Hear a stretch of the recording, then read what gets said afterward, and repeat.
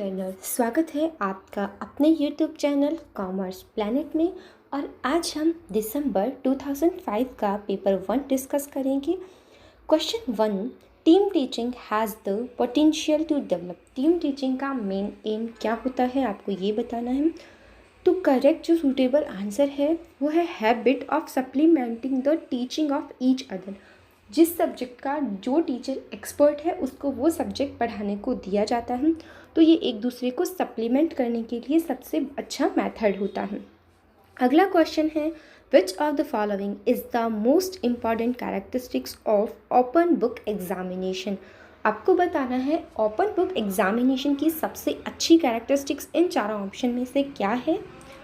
तो जो correct option है वो ऑप्शन डी है, क्योंकि ये कंपेल करता है स्टूडेंट की थिंकिंग को, यानी आपको सोचने पे मजबूर कर देता है कि ये चीज़ आपने कहाँ पढ़ी। तीसरा क्वेश्चन है, which of the following method of teaching encourage the use of maximum sense. किस मेथड में सबसे ज़्यादा आपके सेंसेस का यूज़ होता है। Problem solving method, laboratory method, self study method और team teaching method. Correct answer रहेगा लेबोरेटरी मैथड, क्योंकि यहाँ आपको बहुत ही एक्टिव माइंड और अलर्टनेस के साथ काम करना होता है। आपके पांचों सेंस ऑर्गन बहुत अच्छे से काम कर रहे होते हैं। जैसे मान लो आप लैब में टेस्ट कर रहे हो तो आपके हैंड्स भी उसमें इन्वॉल्व हैं, आपकी आई, आपका नोज़, आपका ईयर, आपकी जो टच फीलिंग है, आपकी जो टेस्ट की मतलब आपकी जीभ है, वो सब सारे जो सेंस ऑर्गन है वो इन्वॉल्व है इसमें। तो ऑप्शन बी करेक्ट है। अगला क्वेश्चन देखते हैं, which of the following statement is correct. इन चारों में से कम्युनिकेशन को कौन सा डिफाइन कर रहा है। ये बोल रहा है कम्युनिकेटर में 5 सेंसेस होने चाहिए, उनको अच्छा सेंसेस का नॉलेज अच्छा होना चाहिए। Communicator should have tolerance power. Communication जो कम्युनिकेटर है वो सॉफ्ट स्पोकन वाला होना चाहिए। Good personality. तो सबसे पहला जो इम्पॉर्टेंट फैक्टर है वो है आपके पास फाइन सेंसेस होना चाहिए, यानी आपको अच्छा नॉलेज होना चाहिए कि कैसे आपको अपने सेंसेस से नॉलेज देना है और कैसे आपको इंटरप्रेट करना है। तो ये सबसे अच्छा स्टेटमेंट रहता है। 5th क्वेश्चन है, एन इफ़ेक्टिव टीचर। इनमें से इफ़ेक्टिव टीचर कौन सा है, जो कंट्रोल कर सके क्लास को, या फिर give the information in less time, ज़्यादा इन्फॉर्मेशन दे पाए। या थर्ड ऑप्शन है motive to student learn correct carefully. और फोर्थ ऑप्शन है करेक्ट द असाइनमेंट। तो इसमें जो अप्रोप्रिएट ऑप्शन है वो है मोटिवेट करना स्टूडेंट को सीखने के लिए, ताकि वो खुद ब खुद पढ़ने के लिए, लर्न करने के लिए मोटिवेट रहता है।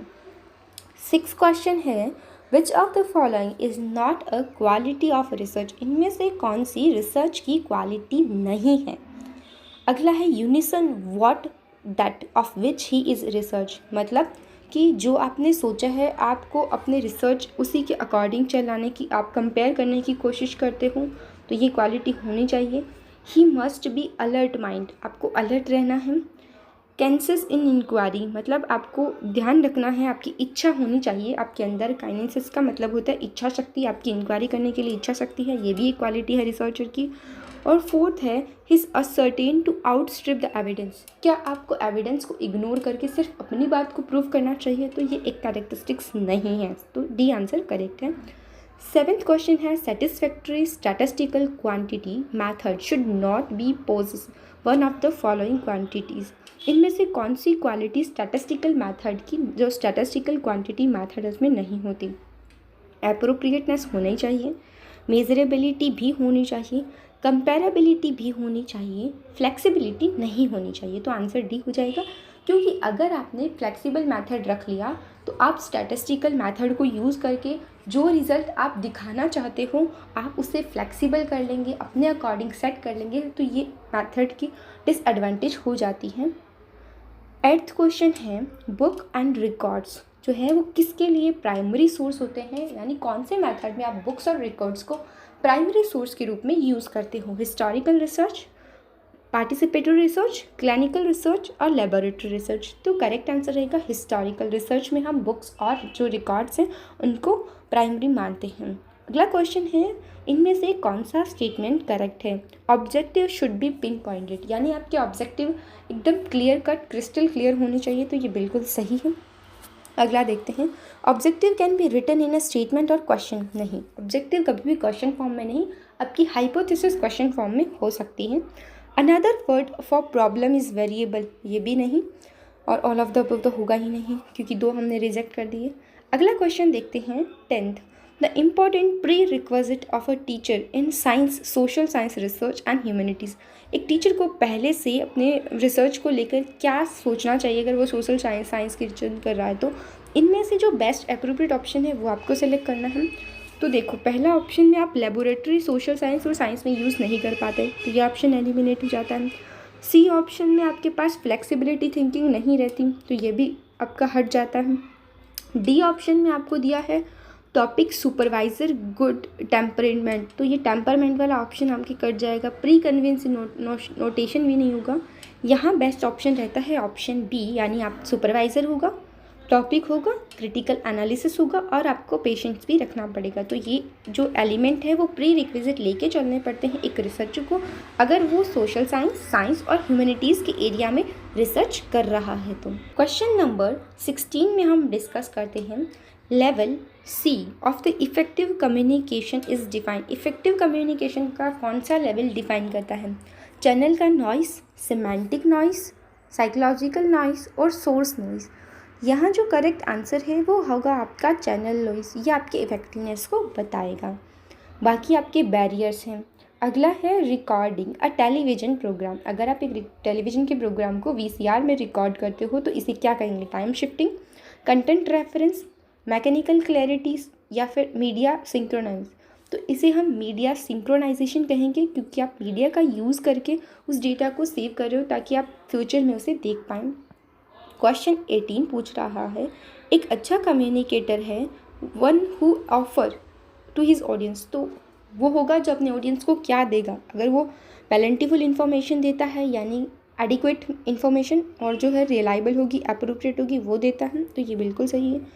ऐसा नहीं है कि वो स्टैटिस्टिकल जो अमाउंट्स है या गुड जो प्रूफ्स वगैरह देता है या फैक्ट वगैरह देता है, तो ये ज़्यादा इम्पॉर्टेंट नहीं है। सबसे ज़्यादा इम्पॉर्टेंट है कि आप प्लेंटीफुल इन्फॉर्मेशन यानी आप एकदम रिलायबल और जितनी एडिक्वेट है उतनी इन्फॉर्मेशन यानी उन्हें प्रोवाइड कराए, प्रचुर मात्रा में जो इन्फॉर्मेशन दी जा सके। क्वेश्चन 19 बोलता है the largest number of a newspaper in India is published from the state. तो कौन सा न्यूज़पेपर सबसे ज़्यादा किस स्टेट से न्यूज़पेपर पब्लिश होते हैं? ये एक फैक्चुअल क्वेश्चन है। According to time pass change होता रहता है। अभी जो आंसर है इस क्वेश्चन पेपर के अकॉर्डिंग वो यूपी है, यानी उत्तर प्रदेश में सबसे ज़्यादा न्यूज़पेपर पब्लिश होते हैं।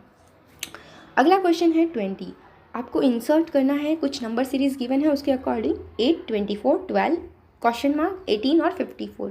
अगर आप इस सीरीज़ को ध्यान से देखो तो आपको पता चलेगा 8 3 ज़ा 24, 24 divide by 2 is equals to 12।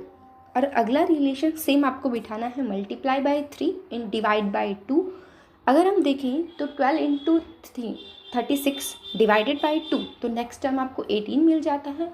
18 multiply by 3 is 54 होता है, तो यहाँ आपका करेक्ट ऑप्शन हो जाएगा 36। नेक्स्ट आपको क्वेश्चन दे रखा है अगर 1 जनवरी 1995 को संडे है तो 1 जनवरी 1996 को कौन सा डे होगा?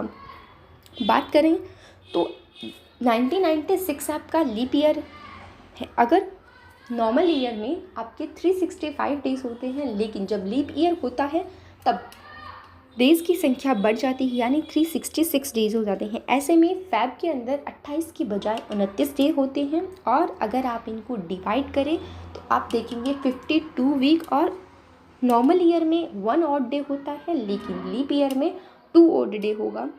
यहाँ अगर हम देखें तो 1996 आपका क्या है? लीप ईयर है, यानी यहाँ 2 ऑड डे होगा। लेकिन क्वेश्चन में आपको पूछा है 1996 what was the day of week in 1996 1 January. ये बोल रहा है 1995 को संडे था, तो 1996 को क्या होगा? यहाँ जो 1996 5 है वो नॉर्मल ईयर है और यहाँ कोई 1 ऑड डे होगा। सो फर्स्ट 1996 को अगर यानी कि एक डे अगर बढ़ाते हैं तो Sunday plus 1 is equal to Monday, यानी 1996 को मंडे होगा। बाकी आपको नोट्स गिवन है, आप प्रॉपर्ली उसको वीडियो को पॉज करके एक बार रीड कर लीजिए ताकि आपको अच्छे से और क्लियरिटी मिल जाएगी। क्वेश्चन नंबर 22 में पूछा है a sum of positive number and its reciprocal is twice the difference of number and its reciprocal. तो हमें सबसे पहले अज्यूम करना है कि रेसिप्रोकल क्या होगा। मान लो एक नंबर x है, उसका रेसिप्रोकल अगर करते हैं तो x बराबर 1 डिवाइडेड बाई x हो जाएगा। अगर हम देखें तो x plus 1 divided by x बराबर, इसने बोला है डिफरेंस जो होगा वो ट्वाइस होगा, तो ट्वाइस का मतलब है 2 bracket x minus 1 divided by x।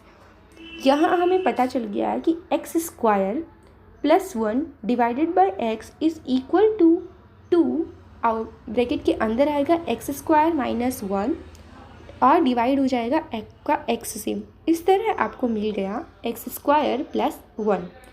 इसको अगर आप सॉल्व करेंगे तो आपको अल्टीमेटली √3 का वैल्यूएशन मिल जाता है, और आप कैलकुलेशन बहुत अच्छे से वीडियो में दिया है, आप उसे भी देख सकते हैं, रेफ़र कर सकते हैं। Question number 23, in a certain code round को अगर आप RONUDS लिखते हैं तो प्लीज़ को आप कैसे लिखेंगे। आप इस जो कोड है इसको ध्यान से देखें तो RO और DS का प्लेस सेम है, केवल U और N के प्लेस को चेंज किया है, N के प्लेस पे U को रख दिया। सेम आप अगर प्लीज़ के वर्ड में करते हैं तो PL और SE को आप सेम प्लेस पे रखेंगे, A E की प्लेस पे आ जाएगा और E की प्लेस पे A आ जाएगा, तो आपका ऑप्शन B करेक्ट हो जाएगा इस केस में। क्वेश्चन नंबर 24 में आपसे पूछा है at what time between 5:30 and 6 will hands of a clock will be right angle. 5:30 से 6 के बीच में कब आपकी घड़ी जो है राइट एंगल बनाएगी। तो ये क्वेश्चन क्लॉक के जो क्वेश्चन आते थे वो बहुत पहले के टाइम में आए हुए हैं, आजकल ऐसे क्वेश्चन ट्रेंड में नहीं है, तो आप इनको स्किप भी कर सकते हैं। खैर, इस क्वेश्चन के लिए जो करेक्ट आंसर रहेगा वो 7 डिवाइडेड बाई 11 यानी मिनट पास्ट, ऑप्शन बी रहेगा। अगला क्वेश्चन है, लास्ट जो क्वेश्चन है इस वीडियो का 25th क्वेश्चन है। यहाँ आपको गिवन है, क्वेश्चन में आपको 2 स्टेटमेंट और एक कंक्लूजन 2 गिवन है, आप उसके अकॉर्डिंग एक वेन डायग्राम ड्रॉ करेंगे। तो पहला स्टेटमेंट बोलता है ऑल स्टूडेंट आर एम्बिशियस, यानी सभी स्टूडेंट स्मॉल सर्कल रहेगा, और एम्बिशियस एक बिग सर्कल होगा यानी ओवरलैप होगा, ये सारे स्टूडेंट को कवर करेगा। अगला स्टेटमेंट है all ambitious person are hard working, यानी सारे एम्बिशियस वाले ग्रुप को आप ओवरलैप कर देंगे हार्ड वर्किंग से। अब चेक करते हैं हम कंक्लूजन को। पहला स्टेटमेंट है कंक्लूजन का all student are hard working, ये बिल्कुल सही है क्योंकि स्मॉलर आपका जो सर्कल है वो सारे स्टूडेंट को रिप्रेजेंट कर रहा है, और जो बिगर सर्कल है वो आपके हार्ड वर्किंग स्टूडेंट को शो कर रहा है। सेकंड में बोला है all hardly working people are not ambitious, because hardly working जो पीपल का सर्कल है वो बड़ा है और एम्बिशियस का सर्कल छोटा है। ये बोल रहा है कि वो सभी को इंक्लूड नहीं करता, तो ये बिल्कुल सही है, यानी कि ये कॉन्ट्रा पॉजिटिव तरह से स्टेटमेंट आपका सही हो जाता है। इस तरह आपका C1 और 2 दोनों स्टेटमेंट करेक्ट हो जाते हैं। इस वीडियो में हम इतने ही क्वेश्चन डिस्कस करेंगे, बाकी के 20 क्वेश्चन हम नेक्स्ट वीडियो में डिस्कस करेंगे। Thank you so much.